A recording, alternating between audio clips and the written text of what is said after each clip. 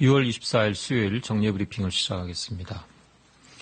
6월 24일 0시 기준 지역사회 감염이 33명이고 해외 유입 사례는 20명으로 총 51명의 신규 확진 환자가 발생하였습니다. 6월 24일 0시까지 발생한 확진 환자는 모두 12,535명이고 현재 1,324명의 환자들이 치료를 받고 있습니다. 어제 사망하신 분은 없었으며 현재까지의 총 사망자는 281명입니다. 오늘 아침 정세균 국무총리 주재로 열린 중대본 회의에서는 항만 방역조치 현황과 관리 강화 방안, 음식점 방역조치 강화 방안, 공무원 하계 휴가 분산 계획, 코로나19 대응지침 개정판 마련 등을 논의하였습니다. 정세균 국무총리께서는 코로나19가 계절과 상관없이 전 세계에서 계속 확산되고 있으며 우리나라에서도 수도권을 비롯한 지역사회 집단 감염이 계속되고 있어 긴장감을 늦추지 않고 싸워나가야 함을 강조하였습니다. 지역사회 감염 확산이 이어지며 의료진의 피로도가 높아지고 의료 자원의 부담이 커지는 상황이라며 소중한 의료 자원을 최대한 효율적으로 활용하는 데 초점을 두어야 한다고 당부하였습니다.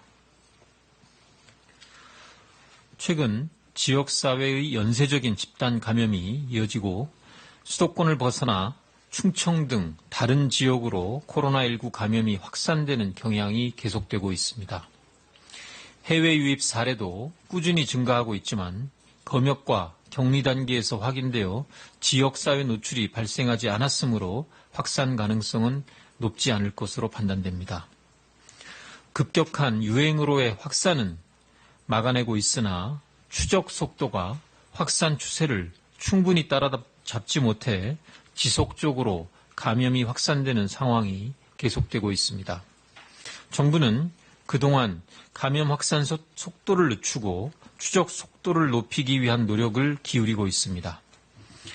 먼저 확산 속도를 낮추기 위해서 전 부처와 지자체가 물류센터, 방문 판매업체, 쪽방촌 등과 같이 방역 사각지대에 놓인 취약시설을 발굴하여 방역 수칙을 마련하여 점검해 나가고 있습니다. 추적 속도를 높이기 위해서 전자출입 명부를 계속 확대하는 한편 어제 18시 기준으로 방문 판매업체, 유통물류센터, 대형 학원, 뷔페 식당 등 4개 업종을 고위험 시설에 추가해서 방역수칙 준수를 의무화하였습니다.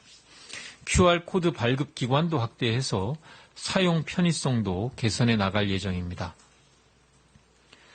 환자 증가에 대비한 의료체계도 점검하고 있습니다. 현재의 환자 발생 추이를 고려할 때 병상 확보와 치료에 어려움은 없을 것으로 보이나 대규모 환자 발생에 대비해서 수도권뿐만이 아니라 충청권 등 권역별 병상, 인력 등의 공동 대응 체계를 구축하고 생활치료센터를 확충해 나가겠습니다. 특히 생활치료센터는 지난 16일 수도권에 1개소를 개소한 데 이어 오늘 또 1개소를 추가 개소하였습니다. 또한 임상 증상이 호전돼서 바이러스 전파력이 거의 없는 환자가 병상을 차지하게 되는 문제를 해결하기 위하여 새로운 격리 해제 기준을 수립하여 시행합니다. 이로써 불필요한 장기 입원을 줄이고 병상과 인력 자원을 보다 효율적으로 활용할 수 있을 것으로 기대됩니다. 이러한 정부의 노력과 함께 방역 수칙을 준수하고 방역에 취약한 사각지대를 찾는 국민 여러분들의 동참과 협조가 어우러진다면 감염 확산 속도를 획기적으로 늦출 수 있을 것으로 기대합니다. 국민 여러분들의 적극적인 이해와 동참을 부탁드립니다. 다음으로 부산 감천항에 입항한 러시아 선박에서의 확진 환자 발생과 관련하여 조치 현황과 항만 방역 관리 강화 방안을 말씀드리겠습니다. 부산 감천항에 입항한 어획물 운반선의 전 선장이 이전 기항지였던 러시아에 하선한 이후 확진된 사실이 선사를 통해서 접수되었습니다. 이에 해당 선박 선원에 대한 검사를 진행한 결과 선원 21명 가운데 16명이 확진되었으며 인근에 접안 중인 선박에서도 1명이 추가 확진되었습니다. 도선사, 하역 작업자 등 관련 접촉자 모두 150명이 현재 격리 중이며 해당 부두는 6월 26일까지 잠정 폐쇄키로 하였습니다.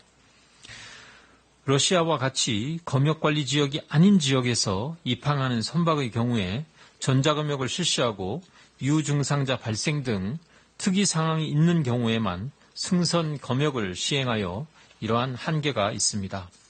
우리나라에 입항하기 이전 다른 나라에서 하선한 선원의 정보 확보가 어려웠고 관련 정보의 국가 간 공유가 지연되었으며 입항 후 선원이 상륙 허가서나 세관 승인 없이 하선하거나 다른 선박으로 이동하여 추가 접촉자가 발생한 측면이 있었습니다. 이에 따라 정부는 다음과 같이 항만방역 관리 강화 방안을 마련하여 추진할 계획입니다.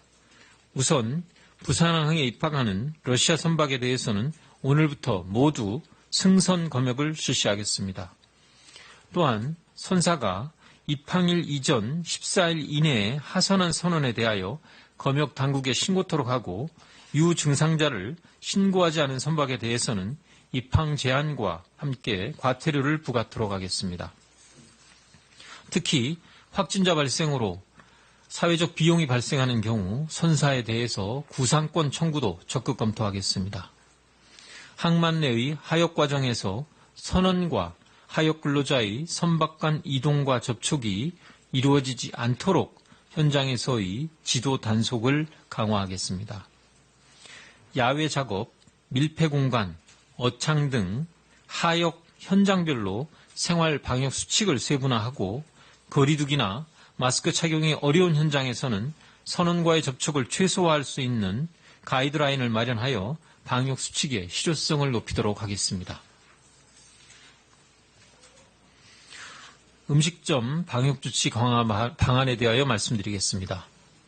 음식점은 전북 전주시 사례에서도 알 수 있듯이 코로나19 감염에 취약한 장소입니다. 이에 따라서 식품의약품안전처는 코로나19 감염 환경으로 꼽히는 산밀, 즉 밀집, 밀접, 밀폐의 측면에서 방역조치 강화를 추진할 계획입니다. 우선 식사 시간의 2부제 실시와 함께 5개 영업, 음식 배달 포장의 활성화를 통해서 사람들이 밀집하는 환경을 제한하고자 합니다.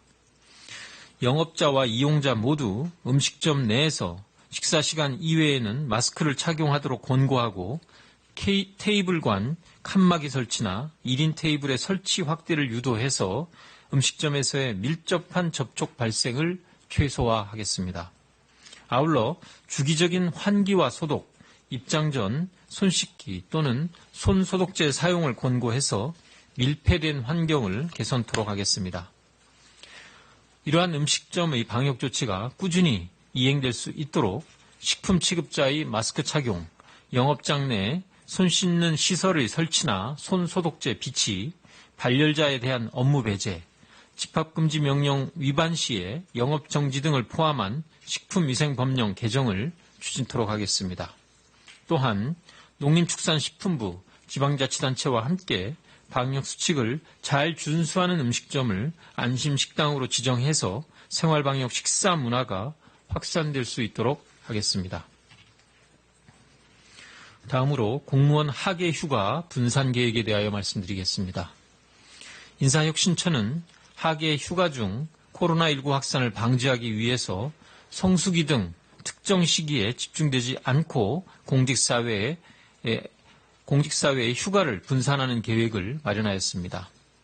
중앙과 지방자치단체의 공무원의 하계 휴가 실시 기간을 예년보다 3주 늘려 12주로 확대하였습니다. 또한 하계 휴가 기간 동안 주 단위의 권장 휴가 사용률을 적용하여 주별로 휴가 사용 일수가 골고루 분산될 수 있도록 하였습니다. 이를 통해 성수기 휴가 사용은 줄이고 비성수기 휴가 사용은 늘릴 수 있도록 하고 있습니다. 오늘 모든 정부기관과 지자체의 학예 휴가 분산 계획을 시행할 예정이며 공공기관과 지방 공기업에 대해서도 이 계획을 준용하여 시행토록 할 계획입니다. 최근 국내외적으로 감염 사례가 확산되고 있습니다. 코로나19 유행의 장기화와 함께 감염의 확산과 완화가 반복되리라고 예상됩니다. 최근 여러 사례 분석을 통해서 학원, 콜센터와 같은 취약시설에서도 마스크 착용과 같은 기본적인 생활방역 수칙을 잘 지키고 유증상자에 대해서 신속한 검사와 격리를 실시하여 피해 규모를 크게 줄일 수 있음을 확인할 수 있었습니다. 생활 속 거리 두기의 어느 단계에서도 가장 중요한 핵심 요소는 개인과 사회의 방역 수칙 준수에 있음을 다시 한번 간곡히 말씀드립니다. 감사합니다.